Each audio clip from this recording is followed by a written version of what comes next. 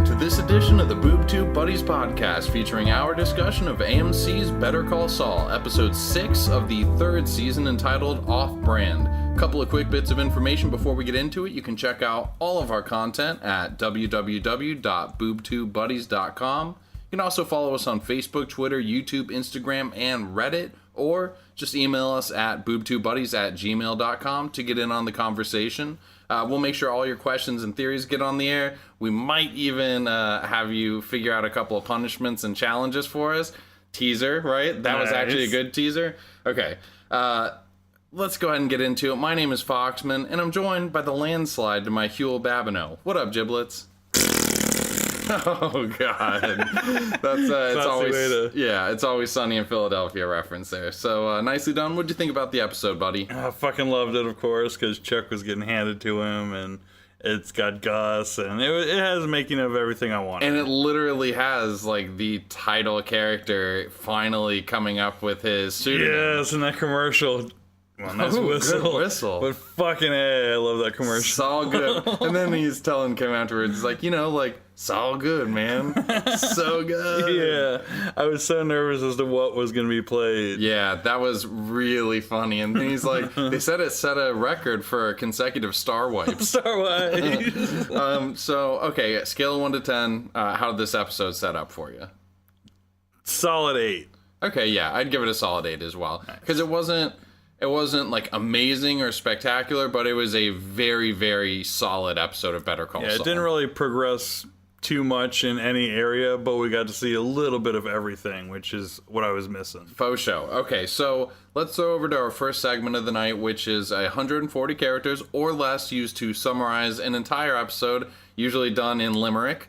So a little segment we like to call Summon It Up in a Tweet.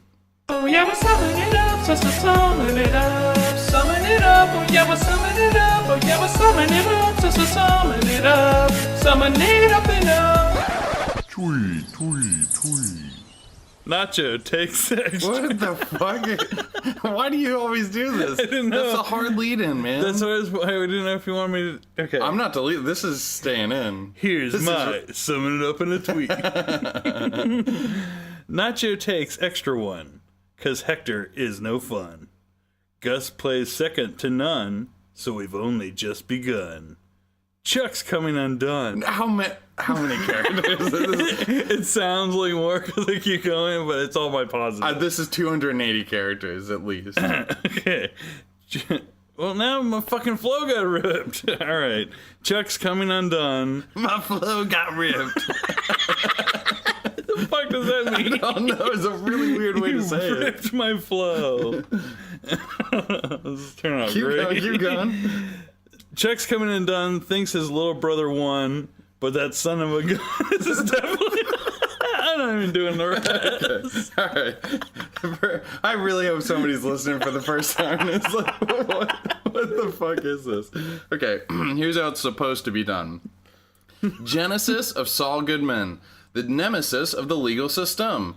Chuck dons his tinfoil hat, Gus and Lydia at the old 100 mat. I'm fucking it up too. Not just upset, but he ain't no rat, and that was sort of summing it up in a tweet. No wonder it took you so long to do your summon it up in a tweet, writing a fucking novella over there. I actually had another paragraph after that as the worst part. I'm sorry I ripped your flow, bro. Always ripping on my flow. Can you at least throw a disclaimer out that I'm ridiculously sleep deprived? Okay, yada, yada. Last week we ended up releasing like 4 days late because Jables had to go work his job, which over the next few weeks and last week is intense, like 60 hours and 4 days sort of thing. And this week he didn't want to release late, so just for you guys, he's going in at 5 a.m. tomorrow for his 16-hour shift. Mm-hmm. It's an hour away, so yeah, my alarm is set for like 3:30. And he's going to be going in on, well, by the time we finish, he'll have an opportunity to get 4 hours of sleep. That's if he teleports home and falls asleep instantaneously. And that's already passed, because it's got to be midnight by now, and that only leaves 3.5 hours. It's only 11:39, actually. Oh, dude. Stay up late. Yeah, I'm on Easy Street. Nice. Okay, so let's go ahead and get into the episode. So starts off with Hector. What, you forgot your notes? My notes. Jesus Christ. I got notes. I'm sure your they notes never are- amount to anything. they're worthless. Right, exactly. Okay, so Hector Salamanca is making and drinking his coffee, and Nacho is counting out money, which, by the way, wrapped in a rubber band and that whole thing again.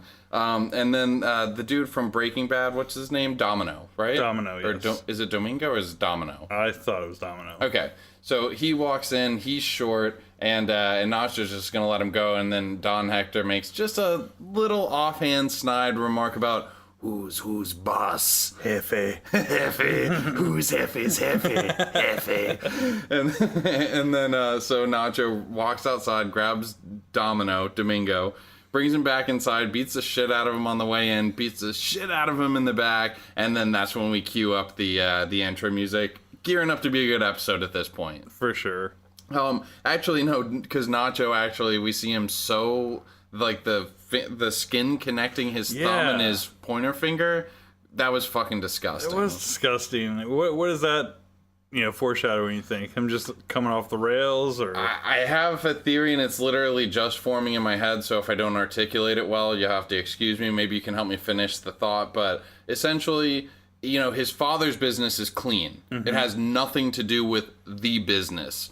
And at the end, Don Hector wants him to bring that into the fold.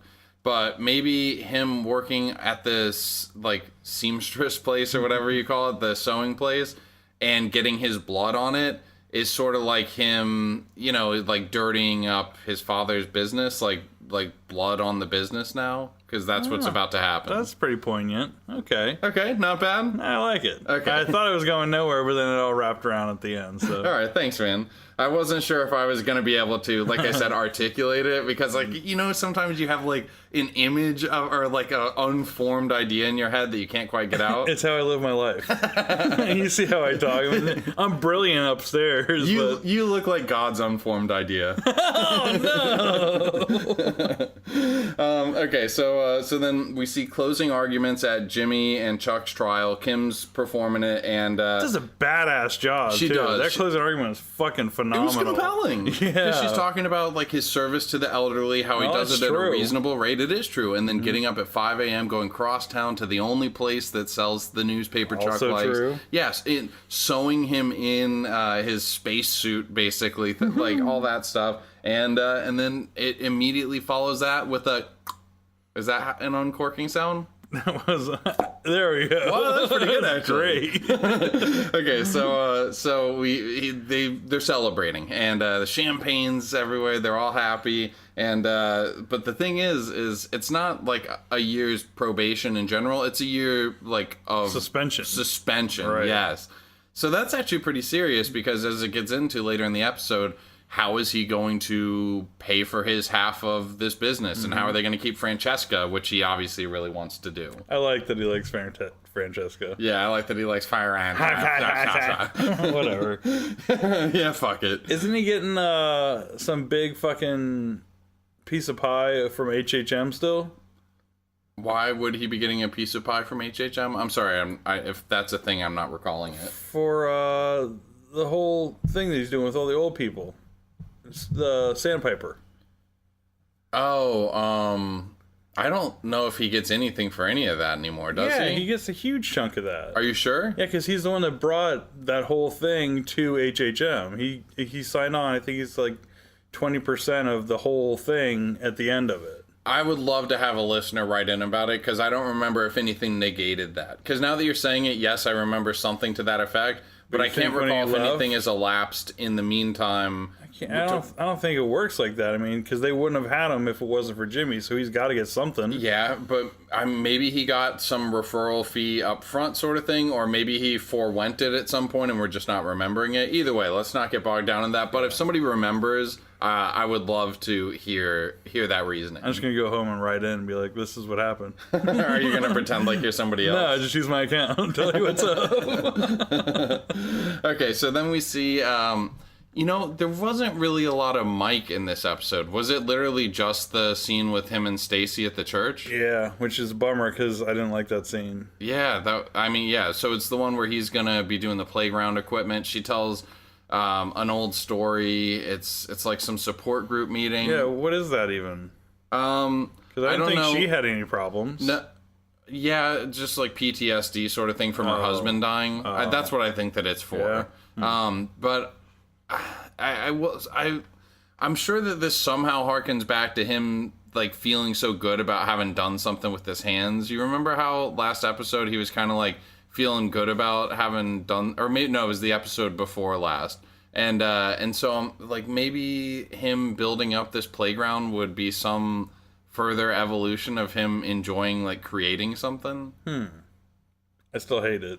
Okay, it was just a boring, drab, slow scene. Yeah, there was not much to it. And we haven't seen Mike in like 2 episodes now, so I'm really that's fiending. true. 2 full episodes, because I mean, I don't think that this counts. It doesn't count. It's just, I mean, that was a storyline for her. He was just riding along with her. Yeah, it was weak. It was like about as weak as my lead-in for our interview last week. Here he comes, and there he goes. Thanks, David. From Tales from a Fandom Podcast.com. Okay, so I don't know that anything else major really happens there. So let's talk about Howard Hamlin pulling up to Chuck's house. He's puts everything in the mailbox. I was really surprised they're still doing that charade. Okay, so what happened right there is Jables, not natural? Nope. Jables had a one-liner during the episode when that happened. It's funny at the time. That's my problem. It doesn't translate. Like, what we should do, maybe... No, that would be a fucking horrible idea. Like I say, record it live as we're watching it. But it just be so much dead air and the echo of the TV, followed by maybe one short little snippet. Hey, listen up, and hopefully you get a tiny nugget throughout the hour. Oh my god. What a great podcast that would be. Okay. See, Hamlin. So we'll save that one for the finale then. Okay, so anyway, they're celebrating. He's got the old McLaren or whatever.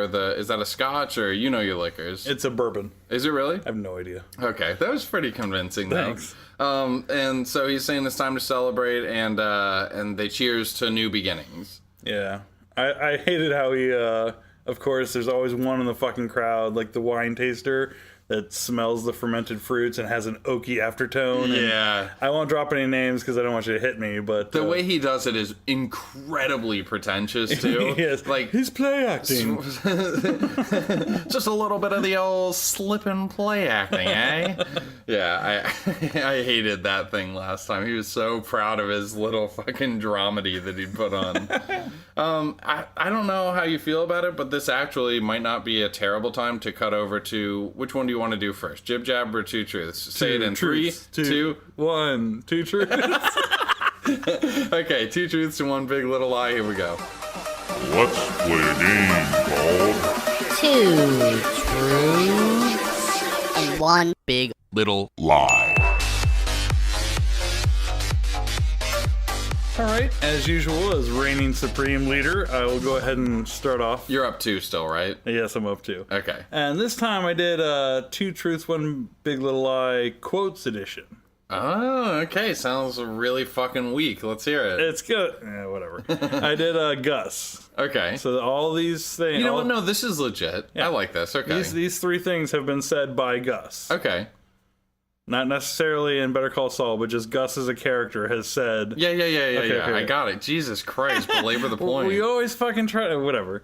All right. Quote 1. What does a man do? A man provides for his family. And he does it even when he's not appreciated, respected, or even loved. Mm-hmm. He just simply bears up and does it because he's a man. Uh-huh. And you're not going to do any of these where most of it's true? It's either his quote or not his quote. Okay, because that one's true. I'm not going to give you anything. I know it is. He says it to Walt, right? Maybe. Right? Play acting. Quote 2. You're a wealthy man now, and one must learn to be rich. To be poor, anyone can manage. Quote 3. just because you shoot Jesse James doesn't make you Jesse James. I'm going to say that the third one's false.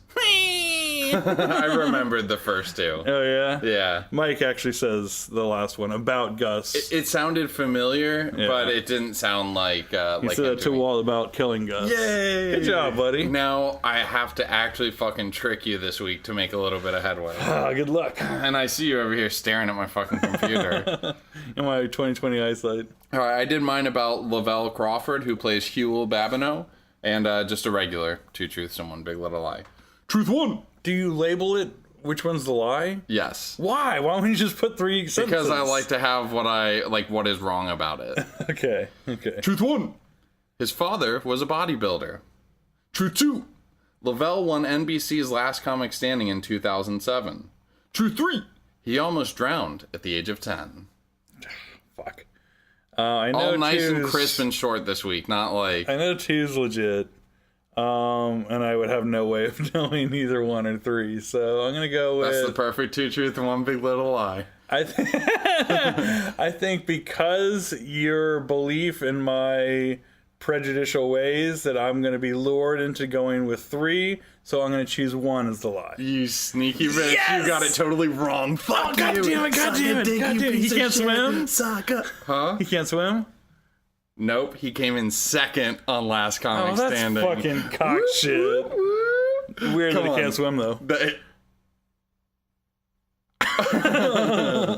Okay, so anyway, you are up 1. You're still winning. Oh, nice. But it is much closer than it was before. Yeah, good job, I buddy. literally Definitely- cut it in half. Man, that one Okay. hurts.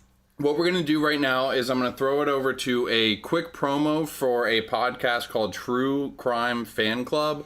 And I don't know, I'm sure everybody out there listening is into the true crime wave because it is huge and everybody loves the true crime podcast.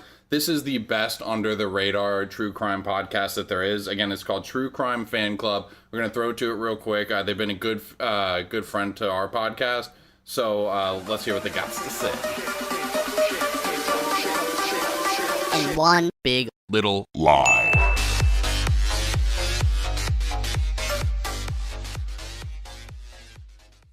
Hey guys, it's Lainey, host of the True Crime Fan Club podcast. If you're a true crime addict like I am, then my podcast is for you. It's a podcast for the ultimate true crime enthusiast, giving you a glimpse into the life and crimes of the most demented minds. You won't want to miss an episode. Okay, thank you very much, Lainey. Again, that is True Crime Fan... God damn it.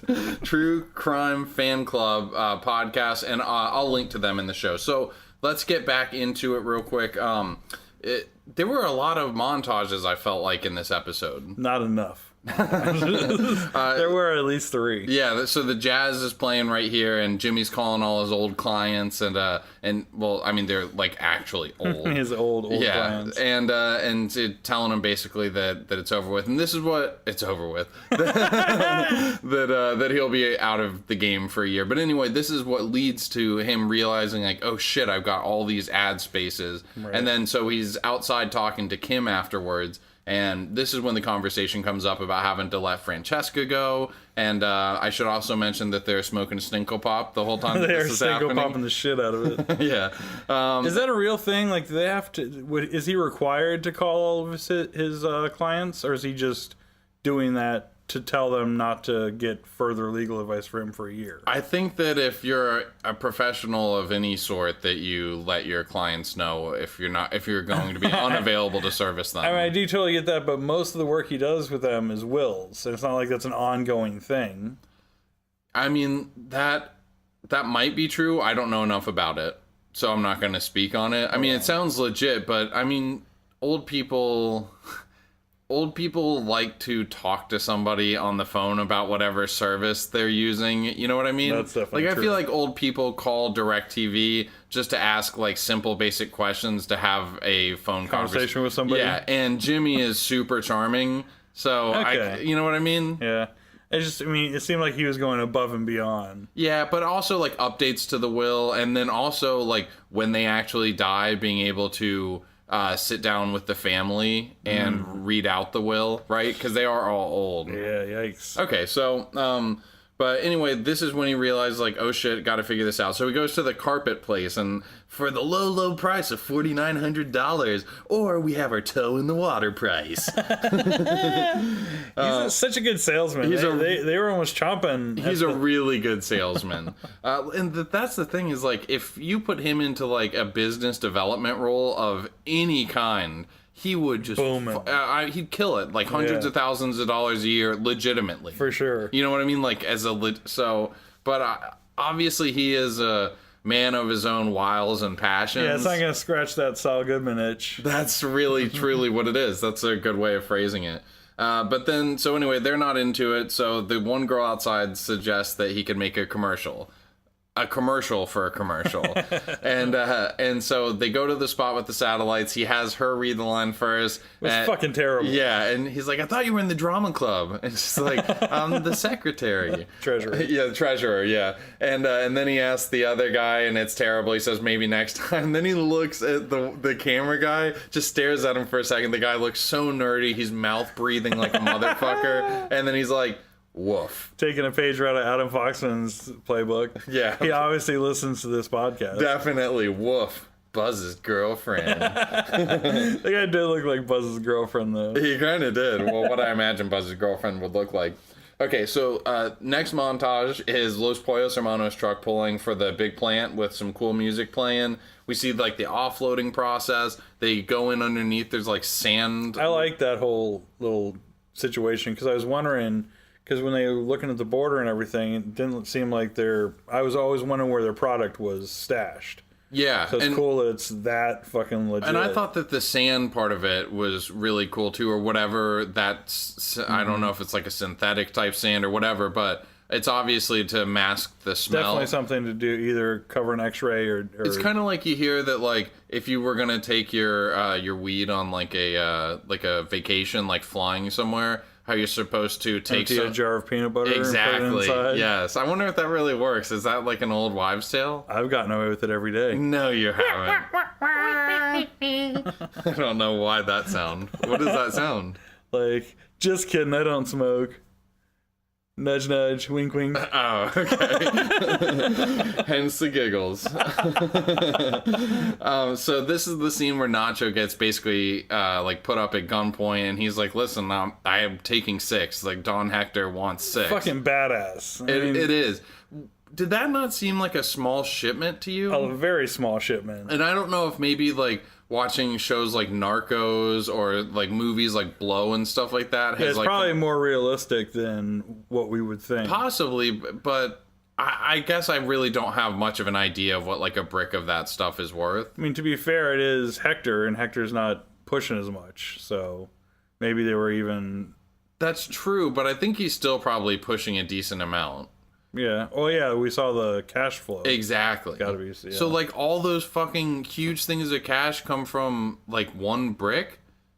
And I say it like that because the guy gave him all that cash like that, and there was more in there, so obviously multiple people are getting bricks.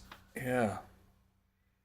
Whatever. We keep speculating on things that we have no way of proving. Exactly. Yeah, it's a really intriguing way to podcast. I wonder. The world may never know. But the scene after that is Gus is looking at a factory by himself. It's the one he ends up getting. Which factory? What is this a... No, I was... Yeah. I cut you. Whatever. Play acting. I was trying, but you had already said the answer before. What factory? That was minutes ago, asshole. So man, you can really. But yes, his laundromat operation. Laundromat. You can really tell the level of exhaustion you're experiencing. I wish people could see your eyes right now too. I can't. They're so fucking squinty. Poor little jibbies. But anyway, that's where we see Lydia, which I'm glad that her cameo was short because I am not a Lydia fan. Yeah, I hated her. And I mean, I think everybody's supposed to hate Lydia. What are they gonna fucking march Skylar White to the thing next? But the thing is, at least Skylar is a dynamic character. Lydia is just so fucking obnoxious and annoying. Yeah, you know what I mean? Sucks. Like, there's nothing redeeming. At least Skylar, like, when you really think about it, it's like, well, her husband is a huge piece of shit who ruined the family. And yeah, she did a lot of wrong things, but he was so much. I mean, as a show viewer, you don't really feel that. But if that were an actual situation, because I'm saying I don't find anything redeeming about that bitch. If it were an actual situation like that it occurred, she is the victim and he is a douche. Yeah, that's true. Yeah, but with Lydia, it's like whether in real life or a character, like I just don't want to see her. Yeah. So anyway, But it was nice that we saw, Yeah, it's a nod. It's if anything, it's a tip of the hat and a nod. So I definitely like that. But then the scene that was really fucking intriguing was Chuck walking around with his tinfoil coat with the fucking all of the lights, right? Looking like Little Silver Riding Hood. I wrote that one down. I went to get my book for that joke. Okay, nicely done. Thanks. So then he goes to make the phone call. And did you recognize the name Dr. Laura Cruz? I didn't. I didn't either. I mean, I can put 2 and 2 together with who he's calling, but... Yeah, and he says he's an old patient and this and that, but I really don't know what that's referencing yet. What do you mean? I really don't know what that's referencing. Like, why does he have to go to a payphone to call her? Because he doesn't have a phone. Oh, I guess that's true. But why couldn't That's why he went out. But why couldn't he have, like, Howard bring him a cell phone? Maybe he doesn't want Howard to know that he's... Okay, all right, that's legit. Slipping. All right, yeah, no, that actually makes a good point. Yeah, he wouldn't have any sort of phone or anything like that. Because he did the battery test, because, I mean, he's got to be feeling like a fucking moron after Jimmy, exposed him.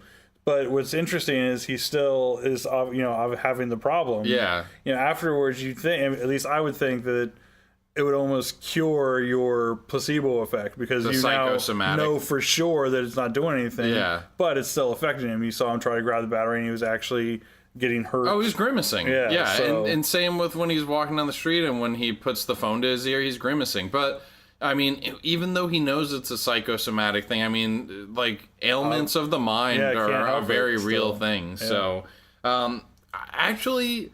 I think that we're about to enter into what I think will be most people's favorite part of the show. Jables last week tied me on Jib Jab with Jables, and it led to something interesting. Let's kick over to the segment and learn a little bit more about it. Nice teaser. Jib Jab.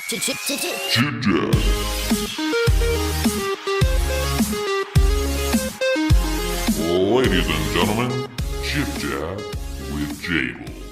Okay, so essentially what happened last week is we had a draw on like a trivia type game that Jables had come up with. You got 5 right, 5 wrong. That's exactly right. I got the first 5 right and the last 5 consecutively wrong. For the Falcons. So we agreed we'd throw it out to the audience and let you guys decide. The response was overwhelming. The one person who wrote in was actually Kelly Kelly Choi Choi. Love her. Who is one of our super mega fans, #Team Foxman.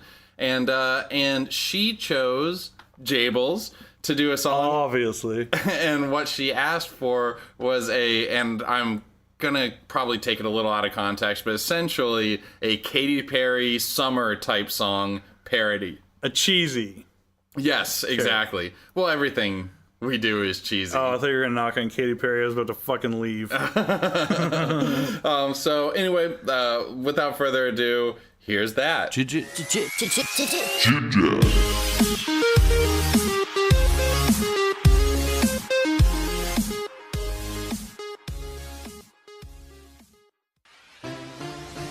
You used to be both a brother and friend to me. Yo, what up, fam? I helped you out when electricity made you shout. Give me the space blanket! First you turned on me, always hating on my law degree. But now you've gone too far, trying to get your brother disbarred. Too far. Listen carefully, Chuck. These criminal charges I will duck. So you're shit out of luck.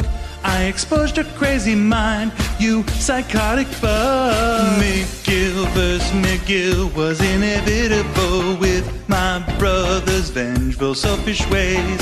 Cain and Abel now seem so relatable. I wanna stone ya, throw stones at your face for days. McGill vs. McGill, trial of the century. Who will prevail, Chuck or Jimmy? How will Howard say the name of HHM? And what makes Jimmy transition to Saul Goodman? Sex with Kim Wex, I really think that girl completes me. She does. Chuck, you fucking suck.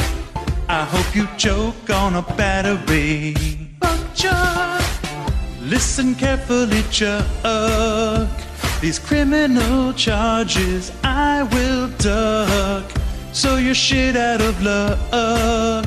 I exposed your crazy mind, you psychotic fuck. McGill vs. McGill was inevitable with my brother's vengeful, selfish ways. Cain and Abel now seem so relatable.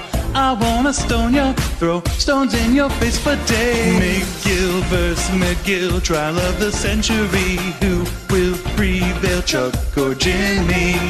How will Howard say the name of HHM? And what makes Jimmy transition to Saul Goodman? Oh my god, I love it. Really? It's so good. Aw. And I'm not even a huge Katy Perry fan, but that was awesome. Good I stuff. mean, no, I shouldn't even say that I'm not. I mean, that's not my type of music, but I like Katy Perry for like just like bubblegum poppy type music. Yeah, you know? you thought you only knew one song from her. That is true, and you named like 8. 7 or 8, Yeah. you knew them all. I knew every single one of them. Yeah, she's pretty good. You see, now you know why I ride to her and Kesha and my Femme Fatale mix. So It's just so heart pumping and just gets me energized. every time so Jables and I go riding our bikes a few times a week. We meet halfway between our houses, which is about a 10-minute, 15-minute ride for both of us. And every single time he asks what I'm listening to, and it's always something like super cool, like the Black Crowes or the Sublime or something like that. And I ask Jables, and almost universally it is Kesha or Katy Perry. Sometimes Kelly Clarkson sneaks in there. Cool. Okay, so let's go ahead and get back into the show. We only have 2 scenes left. One is Nacho telling Don Hector about the 6 bricks and things like that. But then the other dude ends up running in and basically saying, listen, I got news. Tuco stabbed a dude, punched a guard. Broke a jaw. Yeah. And Don Hector flips out. Yeah, he loses his shit. So, and do you think that this reaction that he has afterwards and him taking the pills and maybe even Nacho concealing the 1 pill that dropped from him, do you think that somehow this is going to lead into what ends up happening with Don Hector? Like, With his wheelchair? do you think that maybe he's going to pop open that pill, fill it with something like, shit. like, Walt would do? I didn't think about it like that. I thought he was just maybe trying to hopefully throw him off his course and he'll get, whatever will happen to him because he missed. That sounds like the gangster way. Take 1 pill away so he misses one tiny little thing. Well. I see what you're saying, because that was where my mind went at first, too. And literally I only just definitely talking like it out that now. idea right there a lot better. Okay, and then I love Nacho, for the record. I like Nacho, too. He's definitely my favorite henchman. And he pretty much for sure is going to die on this show, it right? makes me really sad. Because Kim, I would be shocked if she died. I mean, it could happen. But she's not in the thing she could have. But to me, it's more likely that she ends up going back to whatever little podunk town in the Midwest that she was from. As we saw in the preview, the lady from Mesa Verde is talking to her, and she basically throws down. Frustrated with her. Yeah, so that's not going to be good. Something's fucking happening there. Yeah, that's really bad. But so yeah, he does this, and then that's a good. He does this. That's a good explanation. Okay, so let's just talk about the final scene then, which is basically the reveal of. Well, you forgot about. Well, maybe you didn't forget about. But I loved that he heeded the vet's advice and got his goldfish set up. He's got the bubbler in there. he's feeding her just a little bit. He's like, eat it before it gets too soggy. Yeah. And he's like, full-fledged goldfish guy now. Yeah. Which I fucking love. Yeah, that's true. That was funny. Yeah, he had the little treasure chest bubbler. I will say in watching that scene, his filtration system is absolute garbage. Stop it. No, look, the top of his water is fucking still, and it's super low. Yes, but not everybody is an aquarium enthusiast. So, to me, I thought, oh, great, he's taking care of the pet just like he's supposed to. Yeah, he had a Which is the point. He had a tiny little aerator in it, but he had no filtration system. You think Vince Gilligan's gonna be like? You think that's on purpose that he's taking care of it badly, and that's the idea of the shot? Yes, I do. The vet's gonna be pissed. There's too much water in there. Speaking of shots on the show, I thought the scene with the where Chuck drops the battery and it rolls towards the edge of the desk where the camera's at was fucking rad looking. Especially for the product placement. Yeah. What up, Rayovac?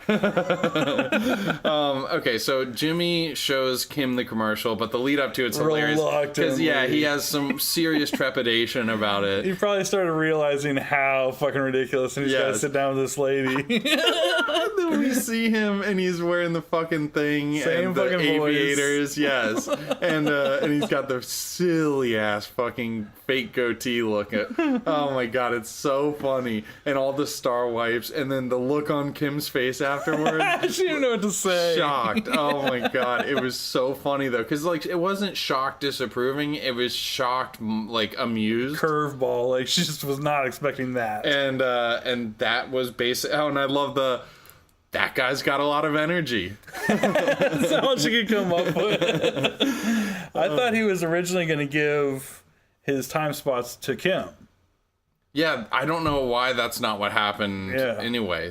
He could have easily had her shoot it. She could have done it the way she wants to do it. She would have needed Francesca. It makes more sense to have such a big office space and everything. That's where I thought they were leading. Agreed. I'm glad they didn't, because we got to see this spectacular commercial. It was so good, so worth it. But yeah, that was a fucking hilarious scene. All the star wipes and. I mean, it was great. And honestly, the moment with them chatting beforehand and her reaction afterwards, and the times where they'll go out for the Stinkle Pops and stuff, I love the little moments between them. Yeah, I love obviously I've written 3 love songs about that couple. Yeah, that's true. I do enjoy them. Okay, so I'd say that's pretty much it for the episode. Did you have any other notes that you scribbled down there? Well, we do have the one write-in. We have... Mark Coxon from Vietnam. Oh. He wrote in a correction, actually, because when we were doing, the fun fact episode about Breaking Bad, I had originally said that the 5 episodes ended with an O. Miho, all that other stuff. Well, I guess technically the last one, Jello, was supposed to be the name of it, but because of copyright reasons, they couldn't name it that. So it's actually named, I think it was Anaheim Shepherd Boy. Or something. I think it was Anaheim Shepherd Boy instead of Jello. So that's interesting. Just had to throw that in there. Okay, nice job, Coxon. All the way from around the world. Yeah. What a fucking stud. All right, thanks for shouting that out. I appreciate it. I like that I get world. I'm not going to be able to come up with that joke. Cool story, bro. We'll edit it out post-production. Okay, so anyway, thank you guys again for tuning in. Again, you guys can check out the podcast that we had plugged earlier, the True Crime Fan Club podcast. And again, just follow us on social media, Facebook, Twitter, YouTube, Instagram, any of that stuff. We love hearing from you guys. If any of you have a song that you'd like to hear us do, whether or not it's for a challenge or something, we pretty much will accept it, right? I'll take the bait. Yeah, Jables will definitely take the bait. So yeah, check that out. We also have a Patreon page. $1 a month would be so helpful. Yeah, Rob Job, you're a lawyer. You have enough money to give us $1 a month, right? He's basically your Chuck. He is. He is definitely your Chuck. Yeah, I'm not going to get into the specifics, but yeah, he definitely... I'm not going to get into the specifics. He hooks it up. Okay, so yes, we would really appreciate it. But anyway, I don't want to belabor the point. Let's go ahead and have you tie a bow on this bitch. We'll see you next time, little buddies.